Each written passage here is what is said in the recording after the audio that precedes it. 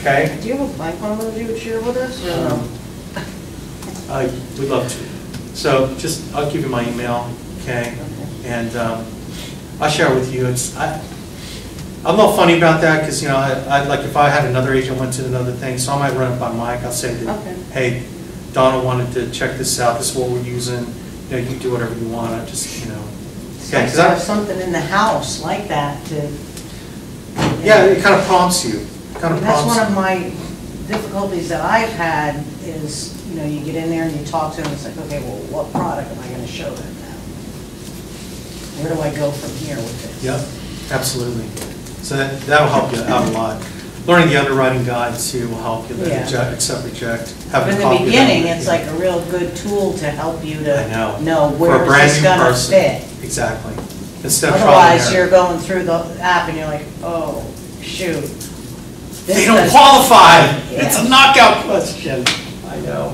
And then you're, like you say, then you're like, you know, because you're supposed to know what you're out there doing. And, you know, you go through and then like, oh, they don't qualify. Then you feel like a fool. Right. And your confidence goes way down. Exactly. And you feel like, exactly. I'm a brand new person in this. I'm sorry to tell you, but I'm like totally brand new. Here's what I would suggest to you, is read through the knockout questions in our Mutual of Omaha and the accept reject criteria Foresters, and read through those, and then consolidate roughly your own type of medical quiz for them that are centered around knockout. Because you know, simplified issue is heart problems. That's why we ask the heart problems. Because you know, if they have heart problems, no way in heck are they going to have a chance to get simplified issue mortgage term. I don't care what company, right, Inc? Doesn't matter. Okay, so that's an important question. Right. That's a big knockout. Diabetes. Cancer. Cancer. Diabetes, insulin versus oral medication. You want to know that. If it's insulin, diagnosed after age 50, then they have a chance to get it with Mutual of Omaha. But for Foresters, they're going to have to go through fully underwritten. It won't get simplified issue. But if it's oral, both companies will handle oral diabetics. So that's another one you've got to know. Okay. So there's just some simple ones. But look at the accept reject criteria Foresters and look at the knockout questions with Mutual of Omaha, and you can tell the kind of the gist of the questions. So you can ask just in general, any problems with bipolar or any anxiety? You know, because that's a knockout question. You know, bipolar disorder is like knockout question for any company, most companies. So there's just some minor things, but it's better to know up front, isn't it? You know, before you go in. You know, I mean, and getting, like, I've been doing insurance for a long time, like I said, but my biggest problem is I like to know the products, and I've had it said to me, you don't need to know the products, you just need to get out there on the appointment and you need to sell them. But I have to have a confidence level in order for that to really, for all of that to fall into place. Yep. It's the underwriting guide. Again, like I said, you gotta work. Right. You gotta learn your stuff, and you gotta read through the underwriting guide. And have I ever said that to any of you guys? You don't have to know the product. I want to give you confidence in knowing what you're going to sell. Really, honestly, that's the philosophy why we want our people to ask medical questions on them. Some systems don't have their people ask medical questions because they think that it's going to blow the client out. Is that crazy? In my entire career, I've never missed an appointment. I had never had someone tell me they don't want to meet with me because they asked medical questions. But on the phone call, we close it. We close the appointment, we book it, and we do the Colombo. Oh, by the way, right? By the way, just so that you know, I only spend 10 minutes with you. Just real quick, you gonna take any medications? Now, medications pretty much is an indicator of everything that's wrong with them, right? Because if there's something wrong with them, they're probably taking a medication for it. Okay. So that's the easy one. You know, any surgeries in the last 10 years, overnight stays at the hospital, that's another indication of major things. You ask those two questions, just a real softball on the phone, and you book it. Now you check offline, but I know in our business, and with all my people, we've never had a problem with asking medical questions. Once we book it first, and then we do the quick, oh, by the way. And then that helps you with this process because you're finding the mortgage protection data sheet confirms what you already know, then you can delve deeper into those situations. So you get, see how those things work kind of lockstep, and then you're prepared. See, because it gives you a chance to like, okay. Now I can go and I can look before I even get out there. And, you know, if I get out there and they say this, well, I know it's not going to fit here, so exactly. I can, But it's how you ask the question. Like, for example, if we booked and I say, okay, tell me what medications you are, the name of the medication, the milligrams that you're taking, when you were diagnosed with it, okay, your surgeries. You're not going to do that on the call, right? Right. No. You're not going to sound like an FBI agent. If you do it like that, then you're going to blow every appointment you set, right? So it's really in how you do it, just low ball, just low, you know, just real softball way of doing it. Oh, by the way, you know, like Columbo, imagine you have that wrinkled trench coat and you have your cigar. By the way, you're like, you've got your fake eye, you know. By the way, you know. Yeah, Hank. And if you start as you just depicted, they open up. They'll tell you more. Oh, yeah. Yep. Then you can't get them to stop. Oh. But you want to know that stuff. Yeah, I know. When they say, well, I have a let me go get my list. Oh, God. Let me get my laundry basket of my medications. Then you get the presidential app out. I know. And they're giving you medication. Okay. I'll just come over. We'll take care of it because we can't take care of them, but we know it's probably a presidential guaranteed issue. But anyway. Okay, so that's the paying process. I hope I really made my point there because I think it'll really help you out to close it. Don, if you just didn't know anything else except for these two things right here, I mean, it's done. Okay. Well, you do have to, okay, product. You know, we've got to figure out what to show them.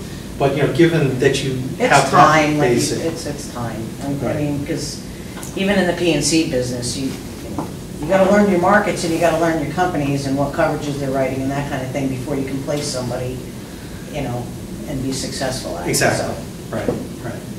Okay, so you've got the mortgage protection data sheet, okay? And I'll just put it in green. Mortgage protection data sheet. You fill this out, that's part of the paying process. Okay, so we talk transition statement here. Transition statement here is this. Joe and Mary, the reasons I ask these questions, say George and Alice, I'll use George and Alice. The reason I ask these questions, George and Alice, is because all of our programs are designed individually for each and every family. By asking you these questions, I know what you're eligible and qualified for. Fair enough? Okay? The reasons I ask these questions, George and Alice, is because all our programs are designed individually for each and every family. By asking you these questions, I know what you're eligible for and what you're eligible and qualified for. Fair enough? Okay, so what you're basically telling is that you're closing this, I'm going to take care of it because I asked you these questions. Now, do you think you've created like tremendous trust that you know what you're doing? I'd feel good if a doctor asked me all the symptoms because I know his diagnosis is probably going to be good, right? And if I were holding anything back, then my diagnosis is probably going to be crappy, isn't it? If the patient was holding something back, right? Likewise, if you don't ask all the questions, you don't really find out. They hold something back from you. That's a decline waiting to happen in underwriting. So part of this is your relationship that you develop with them. Okay, so now we go to the upfront contract. Okay, now the upfront contract is really, okay, this is what's going to happen from here. Okay, I'm just going to kind of give you, verbalize it for you. We have a script for it. Well, I'll just go through the script part, but then I'll talk to you just mentally so you don't get hung up on exact words. Now, you know, you got to memorize it for our parking, but it's important for you both to know that you are the one that sets the cost. You can make adjustments to anything I'm going to show you. That's important to you, isn't it? You wait for the answer. See, it's a closing question. Yeah, that's important. I've prefigured several choices for you based on what most people do in your same situation. We can use this computer to change anything I'm going to show you. We can raise or lower the cost or the coverage. Fair enough? Okay? So basically, you're telling them that they set the cost, right, Glenn? So does that get rid of, we can't afford it? We can't, you know, we want to think of it because we can't afford it?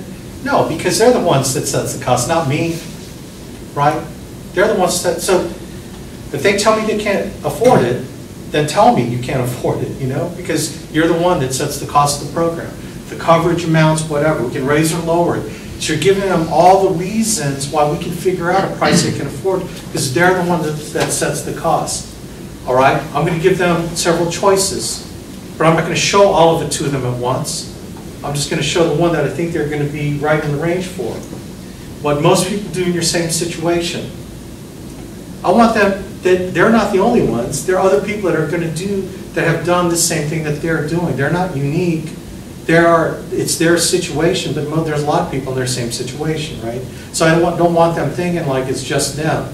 You know, give them that crowd kind of mentality, like it's okay. A lot of people are doing this. All right, so you're giving them an out. So that's upfront contract, okay? Other ways of doing the upfront contract, that's sort of the real, okay, memorize that, Nelson, you'll be okay. But really, you're trying to find out all the reasons why they couldn't do this. You want to find out, well, we just want to shop right now. Oh, okay. But I want to pull that out here. I don't want to go to the end and find that out. I want to take care of it up here.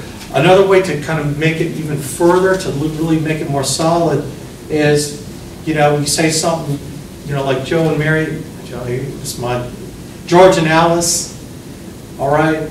Now you set the cost, you know, so you're not going to tell me you want to think about it, right? Because you can't afford it, because you're the one that, so you can even go further, Donna, with that. Because most people tell me they want to think about it because they don't know they can set the cost. So I'll even drill it down even further with you, Barry. By the way, the only other reason why people want to tell me they want to think about it is because they don't ask me enough questions to get the information they need, Glenn. That's the only other reason why people want to tell me think about it. So you're not going to want to tell me think about it, right? Is that stronger to close it, think about it? See, because Jamil, I don't want them to tell me think about it, because is think about it a real excuse? No. It's not a real excuse.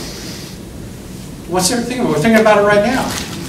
A real excuse is, I don't think we have the budget for it. The real excuse is, I don't like you. I mean, that's a real excuse. I could deal with a real excuse. Okay? I can't deal with think about it. Because the think about it is what we call a smoke screen. It's not a real excuse. Your mentality here is give me a real reason why you don't want to buy. Don't give me the fake one. So I promise you, when you close it, think about it, okay? Then they're going to come with a real reason, because they know, if they're savvy, if they're really trying to not want to buy something, they know what you're doing. And I want them to know that they can't tell me think about it, so tell me the real reason. And then they'll tell me the real reason. But I don't want to play the game, you know, where they say, I want to think about it. Really, what's there to think about? I mean, golly, let's just get it on the table, please. Because you can't answer an objection that's not voiced, can you, Barry? And if you go through this whole process, not voicing the real objection, what happens? You walk away thinking you got a done deal, and they're thinking, what time should I call them tomorrow to cancel? Right. Okay, so, man, so that upfront contract, okay, another strong way of doing the upfront contract is telling the process. Okay, so here's what we need to do from here. What I'm going to do is I'm going to show you options. You're going to pick one that meets your needs and budget. We're going to fill out the application. I'm going to collect a check for the first month premium. And once that's done, you're protected. George and Allison, isn't it nice to know that when we're done with this, you can your head hits the pillow knowing that your family's taken care of? Isn't that a good feeling? That's a closing question. You do that all up in here. So I talked about, you know, kind of the sort of the basic way of doing the upfront contract, which is, you know, it's important for you both to know that you're the one that sets the cost. You can make adjustments to anything I'm going to show you that's important to you. I prefigured several choices based on what most people do.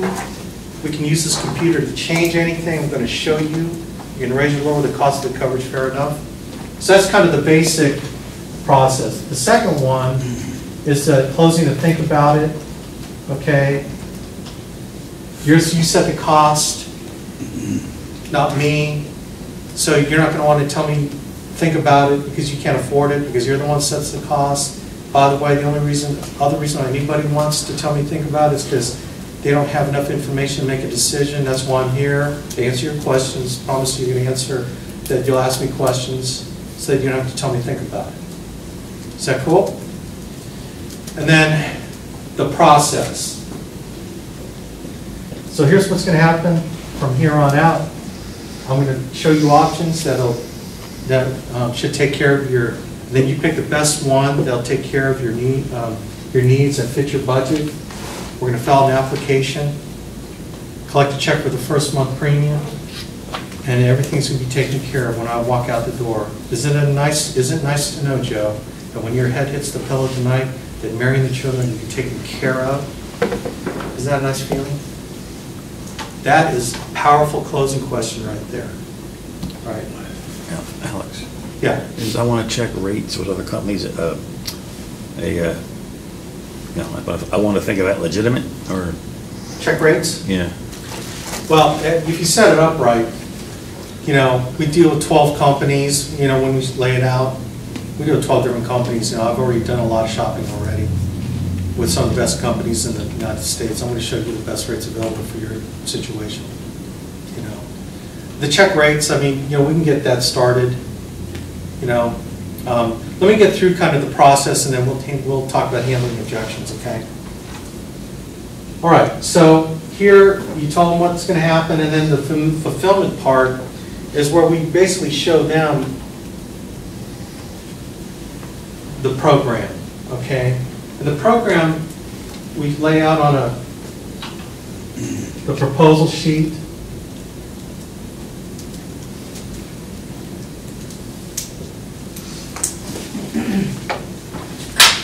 Okay, in our system we have really two ways of doing it.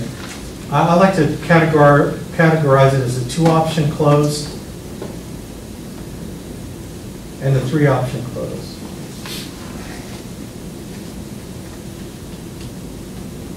Our new people, just concentrate on learning the 2-option close for now. But I'm gonna go into the 3-option close. Okay. So what the 2-option close is, let me just kind of diagram it for you, is you basically show them one coverage amount, typically their entire mortgage payment, their entire 100% of the mortgage. Okay. And then you show them 2 options, a 20-year or a 30-year term. Okay, just in general, 20 or 30-year term. And then you have them choose between both. Okay, and that's a 2 option. If they're too old, where their options are 15 and 20, then show the 15 and 20. And then you let them pick the one that they can afford. If it's too expensive, both those, and bring coverage down to 75% of the mortgage payment or a percentage of their income. So if they both make about the same money, I go 50-50, 50% of the mortgage, 50. If he makes 75% of the money, I show 75% him and 25% her, right? Like if he made, I call that the income close, okay? And what that is, Donna, is if, for example, he made the mortgage amount's $100,000 and he makes $75,000 a year and she makes $25,000 a year. So I'll show them $100,000 for both. But then the next option I'll show if they can't afford that is I'll cover him for $75,000 and cover her for $25,000, which is their income ratios, right? Why do I do that? Because if she gets $75,000 to refinance the house, then the mortgage payment left over, the mortgage amount left over will be enough to fit in her $25,000 a year job, right? Because it's let's say it's $100,000 mortgage, so she'll have a $25,000 mortgage to cover, right? So her $25,000 a year, and I do that just because the numbers are easy for me to figure out. For her, $25,000, so she gets a death benefit for $25,000, refinances the house for $75,000. Now he can make it the payments on his $75,000 a year income. Does that make sense? Okay. So that's one way. And when I've used the income ratio close, I've closed like 95% of all my clients based on full amount and the income ratio, bar none. If it's the husband that makes all the money, the wife does not, work outside the home, I would just do 100% on him, and I'll show 100% on him, 100% on her. Then the next option is 100% on him and 0 on her. Okay, because the real problem is if the husband dies. Okay, so that's the 2-option close. The 3-option close is you show them kind of a high, medium, and low. We have guys that kind of vary this. Okay, and they'll show like maybe a 20 and 30 year. I like showing like 30 year. I show the full amount 30 year. I show high, medium, and low. The high would be the full mortgage amount. The medium would be what I call the income ratio. Okay, then the low amount would be accidental death. I'm sorry. This would be 36 months of mortgage payments.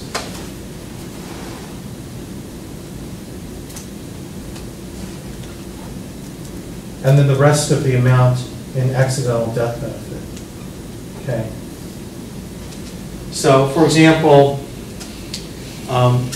let's say that it's a $100,000 mortgage. So, kind of the rule of thumb, Alan, I use is that it's 1% of the mortgage is their monthly mortgage payment, right? Is that a good rule of thumb? If it's a $100,000 mortgage, $1,000 mortgage payment, okay, just ballpark.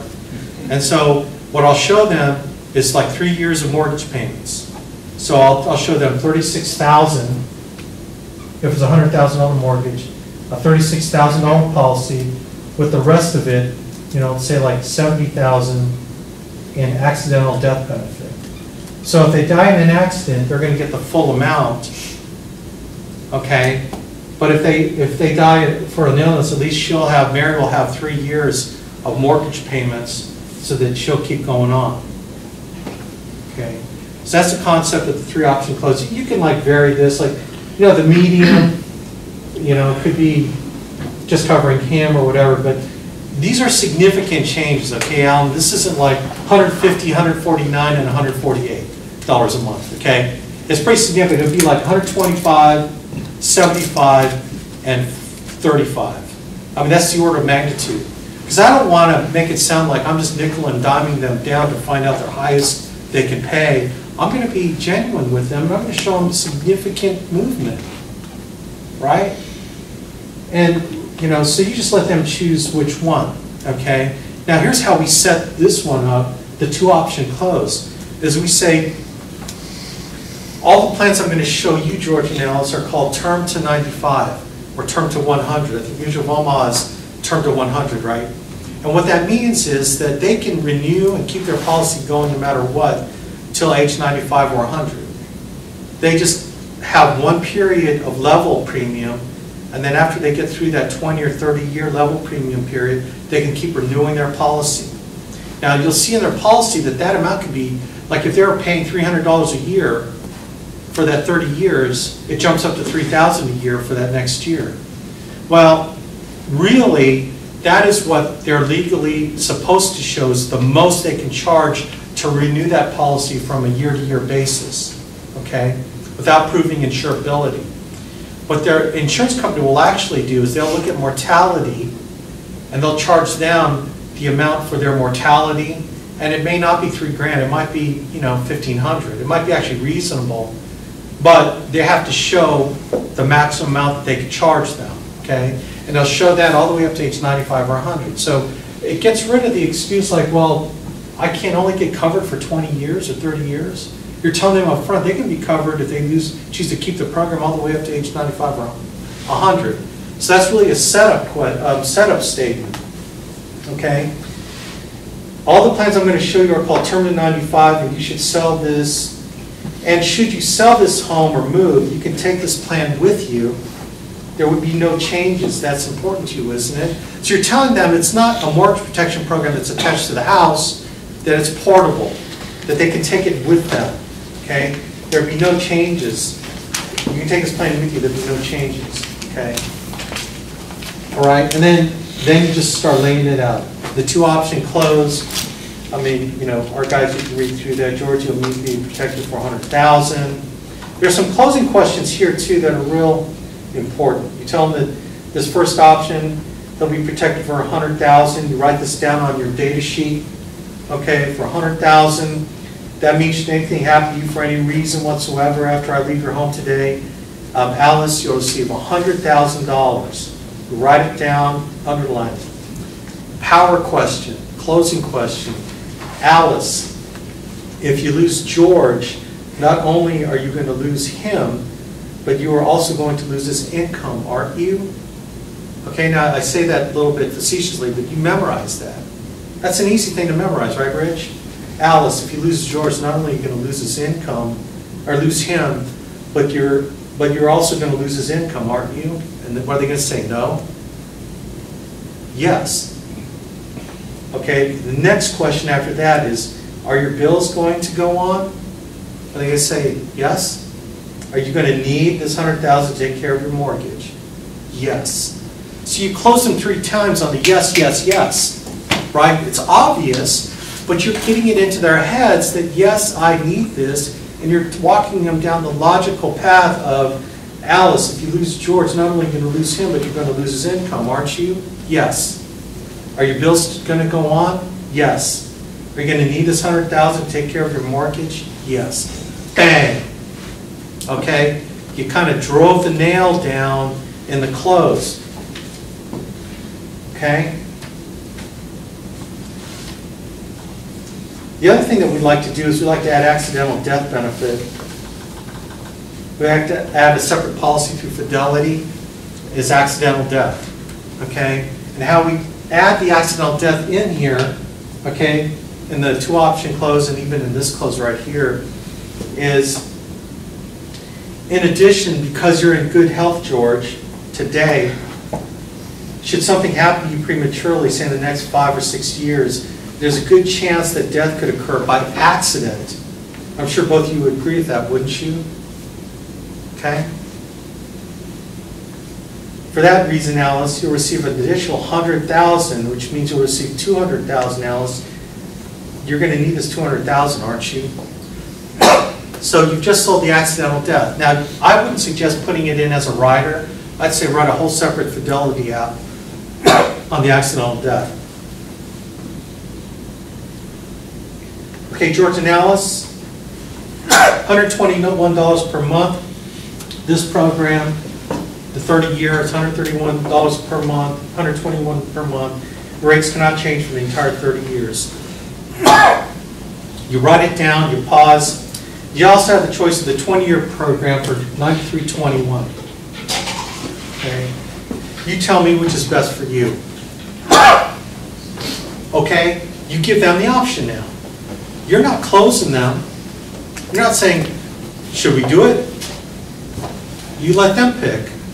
Once they pick, well, okay, Alex, I think this 121 is perfect. Great. George, I need to see your driver's license. That's the close. You're not saying, shall we do this today? Should we get started today to protect your family? Ugh, that's a used car salesman close. You let them close themselves. The pressure's on them to take care of their family. You did this good, you did this good. This is a no-brainer. Okay?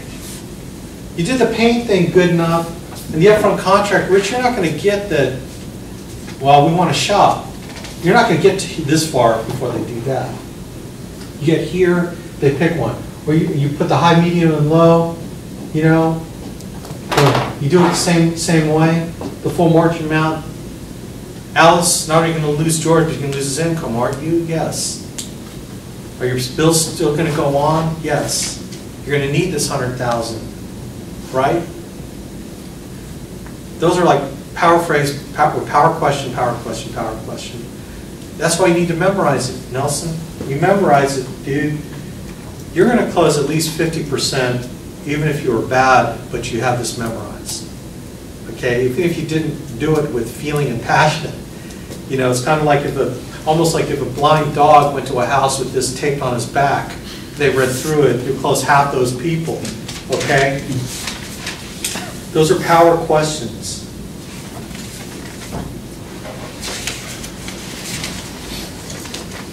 So they're going to pick one. Alex, this looks good right here.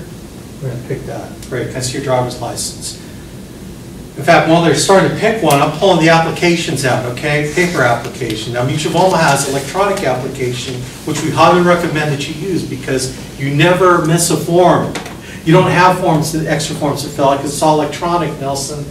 Whatever you do, try to get that because electronic apps get submitted right away, can get issued the next day, and when we go on daily pay, June 22nd, you get paid that same day. Would that be cool, Donna? You submit it one night, it gets underwritten the next day, you get paid the next day. That rocks. Whereas the paper app process, you fill out the paper app, then you have to overnight it to your upline so they can scrub it, make sure it's okay. Then they overnight it to NAA. And your upline might only overnight it once a week. So if you wrote it early in the week, it sits there, then they overnight it, and then NAA scrubs it. By the time it gets to the company, it could be a week. Then it gets plopped in among all the paper apps in the underwriter's desk, and yours might be put on the bottom of a pile because a whole bunch came in and boom, boom, boom, boom, boom, right? And they don't get to yours until the end of the next week, and then you get paid the next pay cycle. You know, you save yourself like almost 2 weeks. Yeah. Only on simplified issue? With the... Yeah, simplified issue for now. For now, oh, for now. Yeah, for now. Okay, for Term Life Express. The Yeah. electronic signature, is it just like an e-signature? Yes. Or do you have to have an e-pad, like No, a no. pad? I wish they had e-pads. No, you have to wait until you hit submit, Gotcha. goes back, and then comes back to their email, and you sit there and watch them click on signing it. Do not walk away. And I'll tell you right now, it's going to take some time because their system is slow. They're going to try to fix it, but just kind of like it settle down because when you go through the EAP process, it's worth it, but you're going to have to pay a price to use that process. Okay? But it is worth it. Okay? To spend the extra, I don't know, Hank, extra 20, 25 minutes in the house versus a paper app, is that what would it take? I have a lot of trouble in the house with it. The speed of compute, you know, that kind of stuff, and getting hooked in and all that, but if you gotta sit there, you know. You gotta sit there. You gotta sit there. Or take the paper application. Take a paper out. Yeah. Here's one thing you cannot do, is you cannot take a paper application, sign it, then go home, And do the and then e-app. do the e-app, and then you signing it for them. That's illegal. So you can't do it, okay? Some guys are trying to do it, and then Mutual of Omaha forces an amendment. The client has to actually sign an amendment saying that that was okay to do. Right? So there's a bunch of guys out there that didn't get their policies issued this last couple, 3 weeks. Because they got to go get amendments. Can you imagine? George and Alice, I kind of signed your name. Can't ever sign for the And- on a life policy. Ding, ding, ding, you know? It's like foot stomper, right? Know this on the final exam? Yeah, right. Because you could go to jail. Goes back to your life license, you know. You lose your livelihood. Don't lose your livelihood, man. Take the extra time, you know, so, anyway. Okay, post-sale process. Is this making sense, Nelson? I'm really talking to you. I'm pretending I'm talking to Donna and Alan and everyone. Oh, you're talking to me. Am I? Okay. Talking to me. You're talking to me. Tell Mike that we're going to commission split everything you write from there. Hey, there you go. I need this training. I've been telling Mike, you know, a long Well, time. is it helping out a little bit? Absolutely. Trying to give you kind of a framework? Absolutely. Okay, good. Okay, the post-sale process. It's not done until everything's done. This just starts the done process once you get everything all signed. And even if it's electronic app or, you know, you're tidying everything up, the application, you ask for the check, okay, now I need $121.35, grab the check. Before I put it in the paper clip, I'm pretty dramatic about it, and I push the check back. First part of the post-sale process, push the check back. I push the check back. George and Alice, this $121 represents your commitment to take care of your family for the next 30 years. so that Mary doesn't have to go through what she has to go through. See, this is beautiful about this, because you can always refer back to this. Okay? Remind them of the pain. Is there any reason why you don't think this $121 is commitment, you can make this commitment for the next 30 years? Is there any reason why you think you can't make that commitment? Because summer vacation's coming up and you're going to have extra expenses in July probably, right?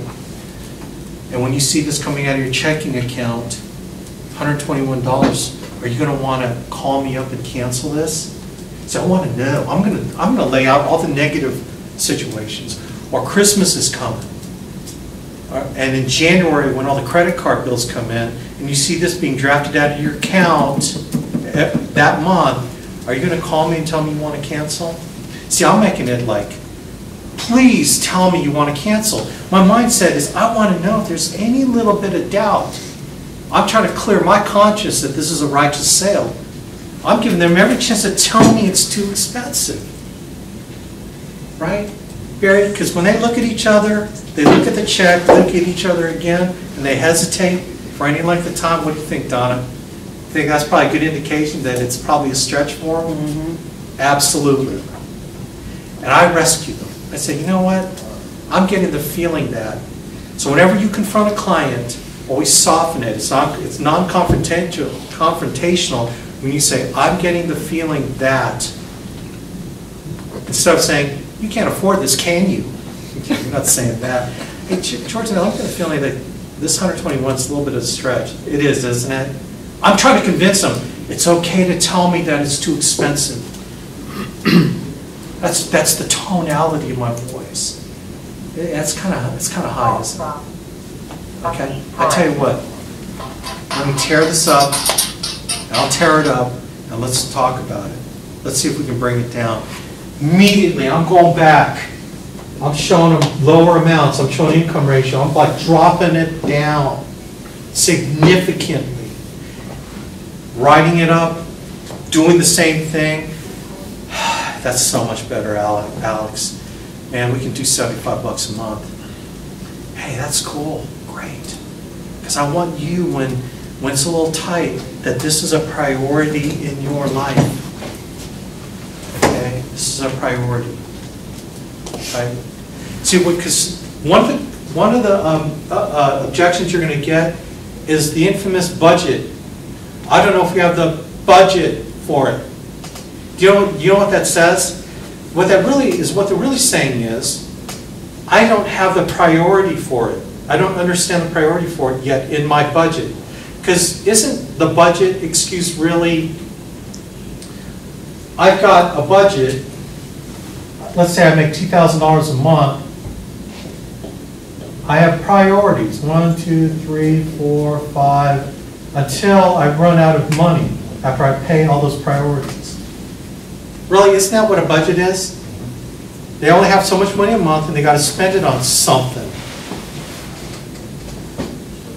So, George and Alice, it's not really a budget issue, is it? Isn't it really more like your priority?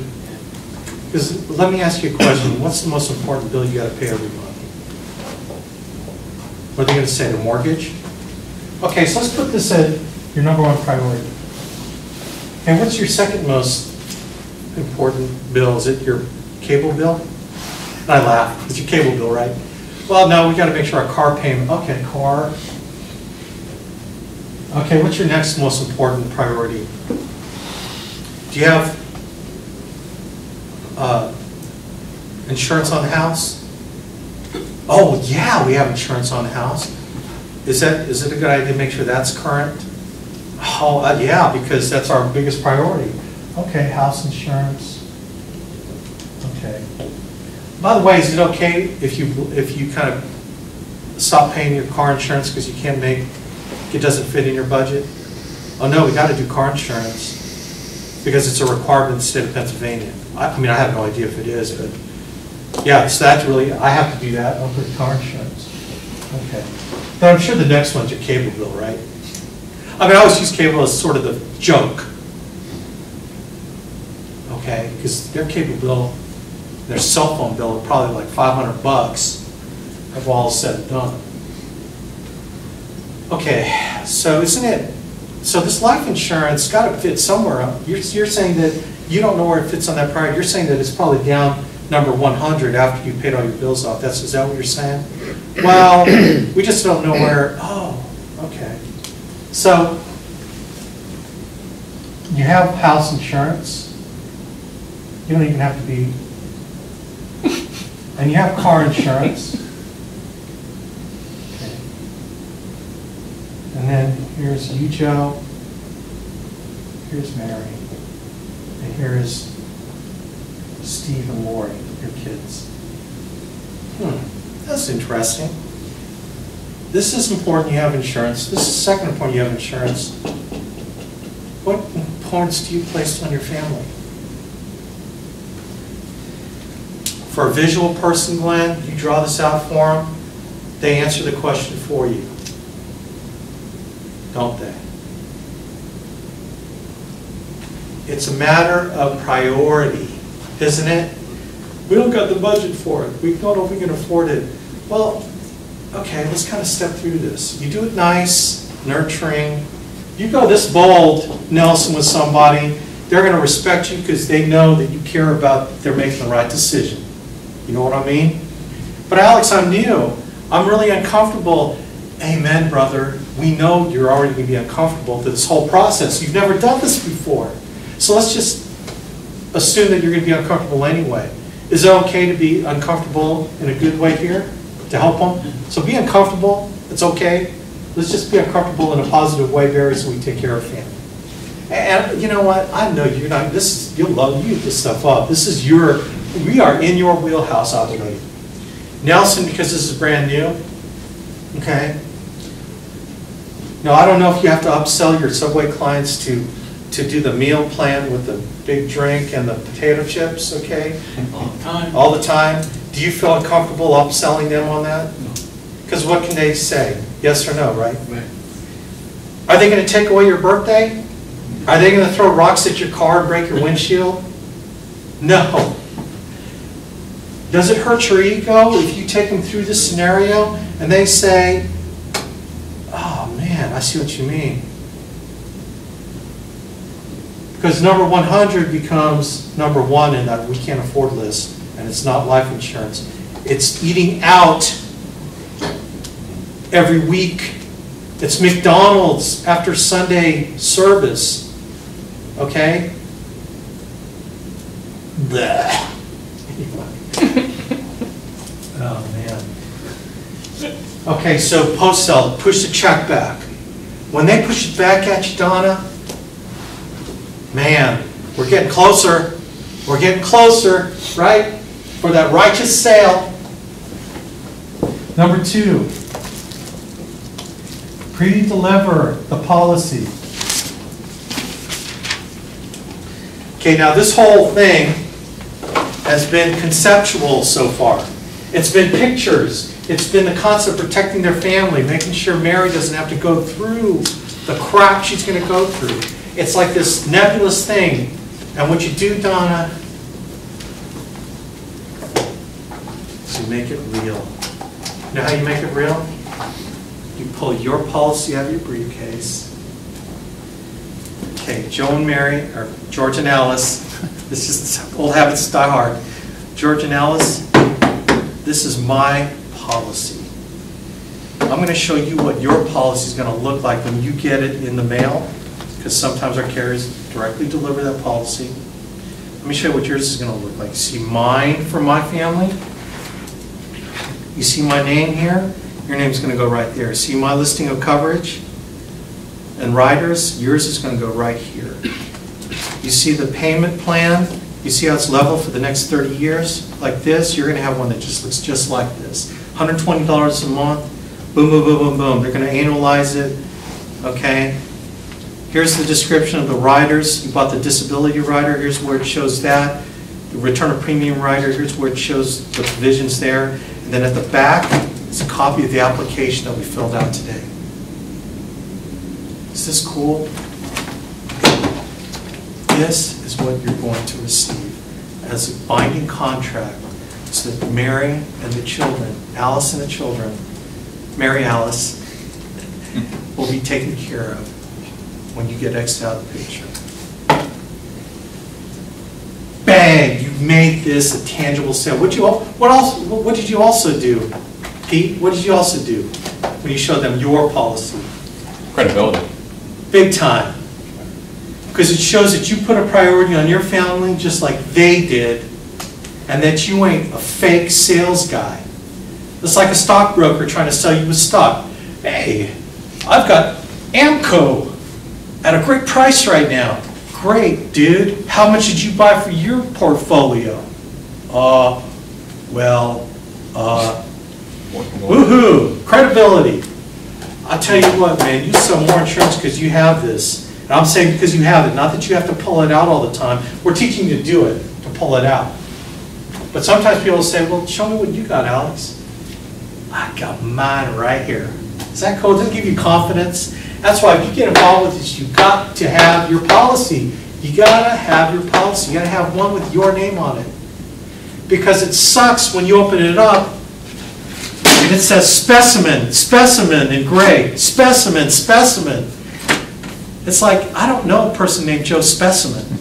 To me, a specimen is a cup for a yellow liquid. That's a specimen, not a policy. Anyway, does that make sense, Glenn? Sure. Man, so many agents make a mistake in not doing that. Pre-deliver the policy and then you arrange for the callback. What's the callback? George and Alice, here's my card. Okay, I know you're going to have questions after I leave.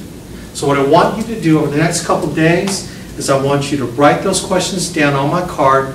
See here, I'm going to put it right here on your refrigerator, under the magnet. And by the way, what's really cool, like Clark has on his card, licensed field underwriter. Licensed field underwriter. Do you have your tag?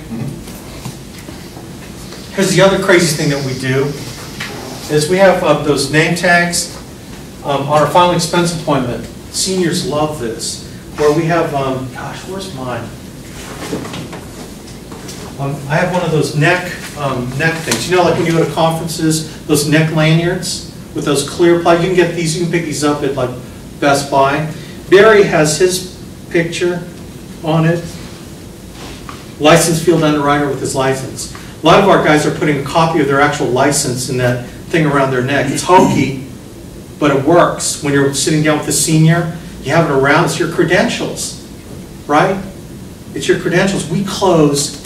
Our top people are closing a ton of them, just having the credibility of licensed field underwriter. They have a copy of their, Barry did his picture because he's a handsome guy. If you aren't handsome, maybe you should put it on. I'm not looking at you, Nelson, because you aren't, but because you are. Can we use Barry's picture? Can you use Barry's picture? Just give him the commission. For you, Pete, I would recommend it. I had plastic surgery. That's his NAA number? No, that's his, That's your actual life license? Yeah. Is that a badge or complimentary card? Is that a badge?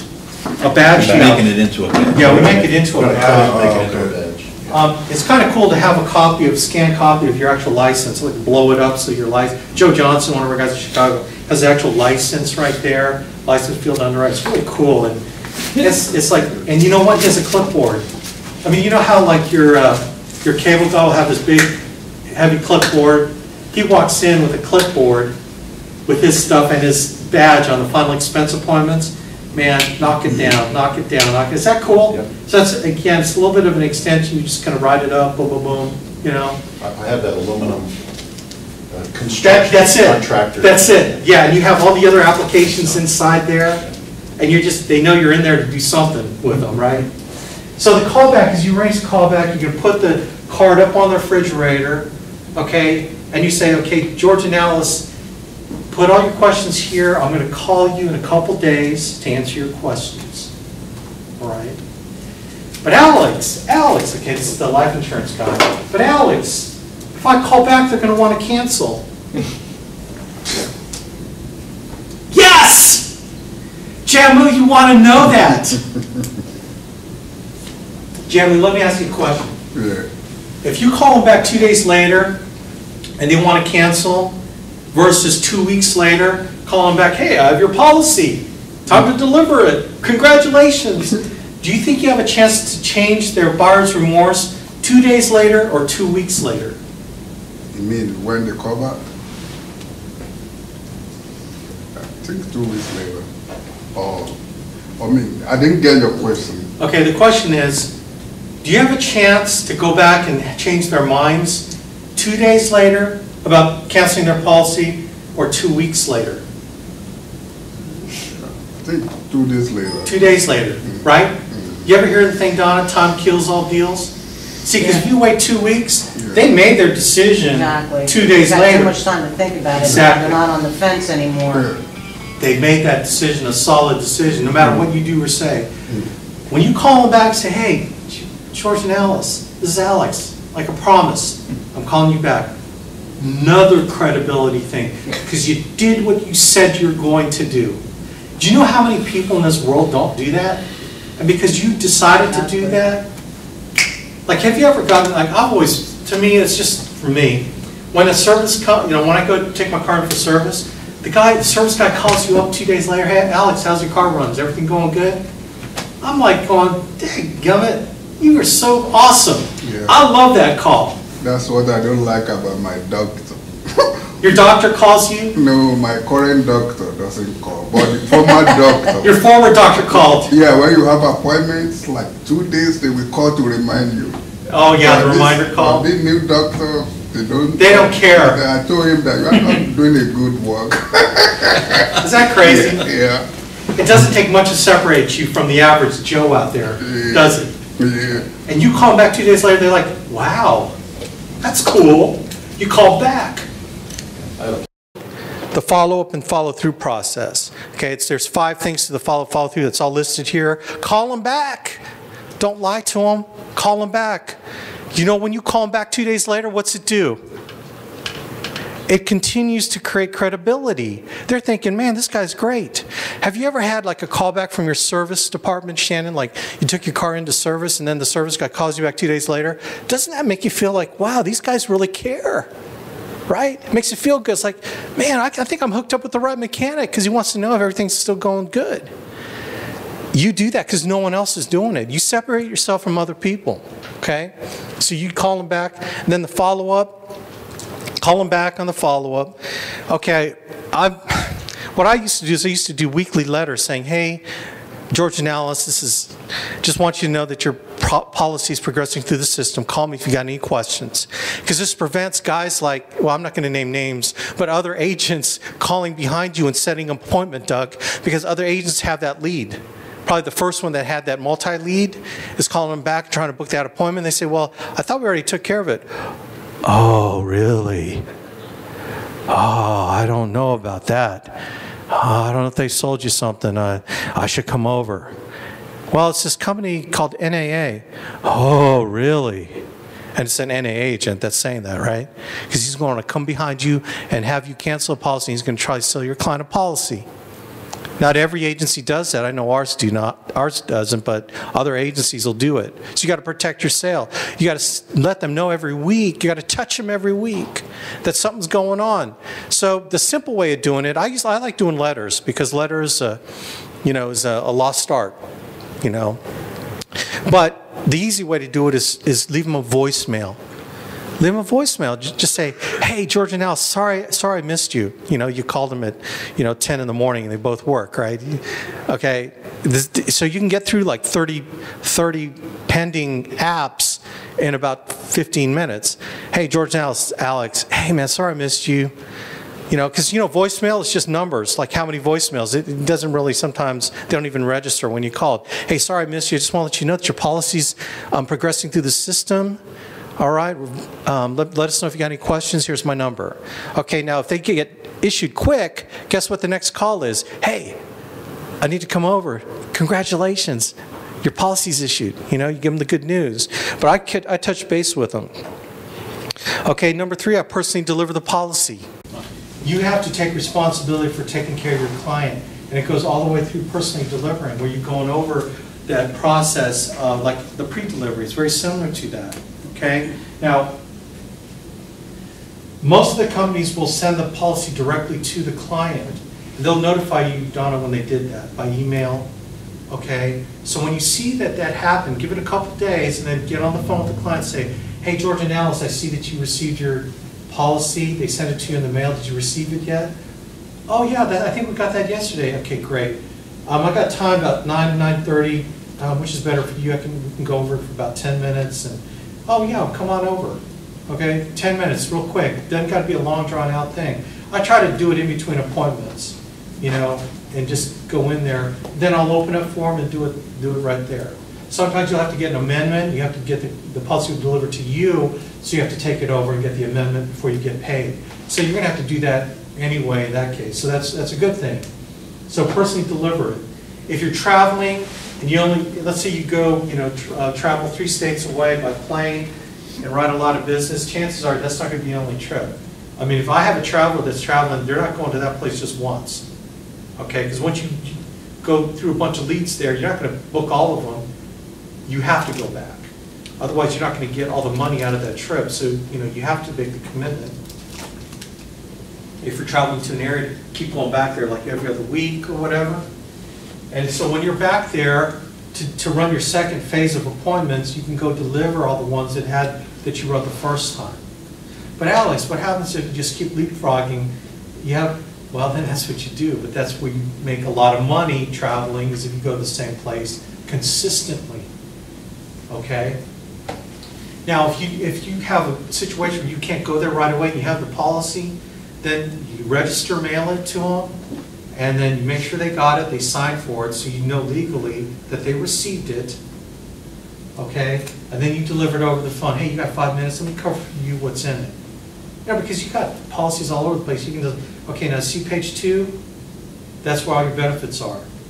Okay, you see your name there, you see all your benefits, everything look good? Yeah, looks good. Okay, let's go page 2 until you see suicide exclusion. Okay, suicide exclusion. That means that if you decide to commit suicide, wait till 2 years and 1 day. And they'll pay all the policy after that. I get them laughing because that's kind of funny when you say it like that. Okay, wow, they really pay on suicide? Absolutely, so don't kill yourself for another 2 years. Promise me? Okay? And then you go through the rest of the policy delivery. Boom, personally deliver. Okay? Number 4.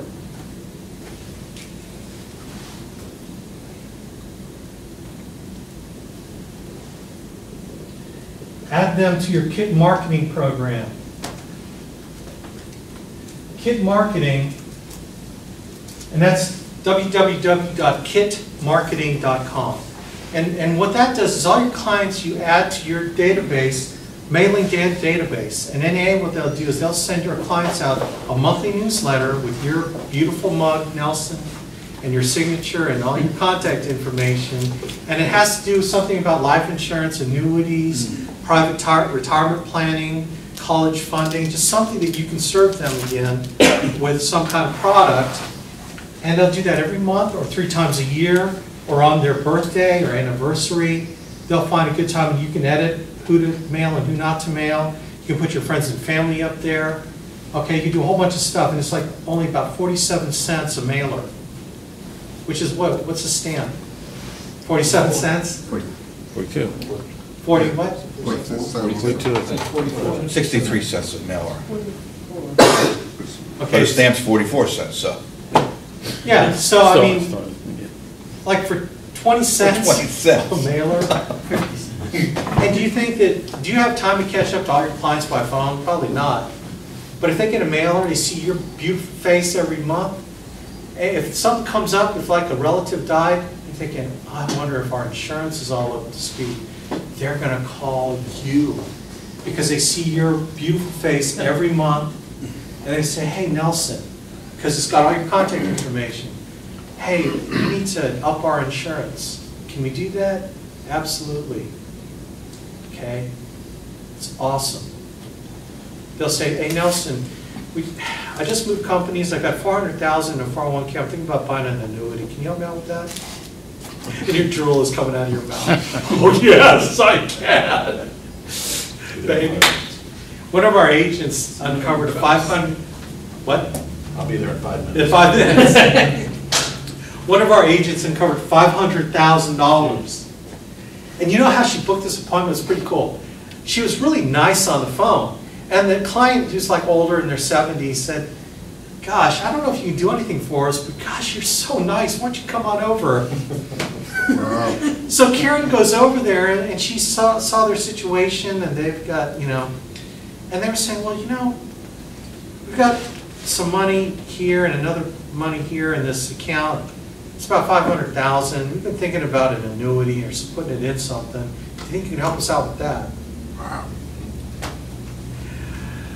She'll make, what, about $35,000 on that deal. She went, I think she's going tonight to take care of it. Is that crazy?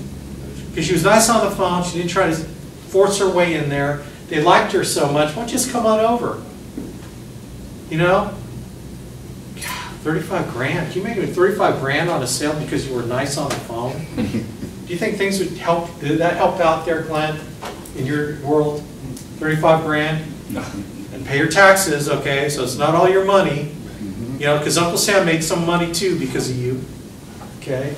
To buy some Kevlar vests for our troops, okay? Paid some more, paid for another tank this year. I can't wait, Barry, till I'm paying $2 million a year in taxes. I'll buy me a whole army, brother. Anyway, kid marketing. Number 5, annual review. Please do annual reviews, okay? When do you do annual reviews, Barry? Annually. Annually. Ain't that hard. I need to be prompted on that. Not that hard. Annual reviews are done annually. Okay. So know when you wrote your client, put them in some kind of spreadsheet. I don't know how you do it. Put it in your Outlook a year from now. Get with them every year. And if they don't want you coming over, hey, everything's fine. Okay, I just want to make sure. Yeah, everything's good, thank you. They appreciate you, Annual reviews. Okay, now,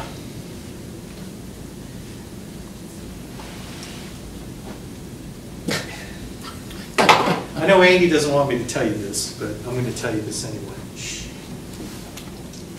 Because I know half of you, more than half of you probably won't do it anyway. How do you like that setup, fellas? It's kind of that. Oh yeah, referral. I haven't talked about that. We have a couple of agents, 2 or 3 agents that I know of. All they write, Donna, are annual review policies. They don't run one lead. They turn in $15,000 to $20,000 a month in annual review policies. Now think about it. Let's say you're with us 5 years. Okay? 5 years, and you average about, let's say, 3 applications a week. Okay, so this week, the first week in July, week 1, you've got 5 times 2, that's 15 in the first week in July of people that you can call annual reviews on. Oh, but by the way, week number 2, you also have 15, 3, 15, week 4.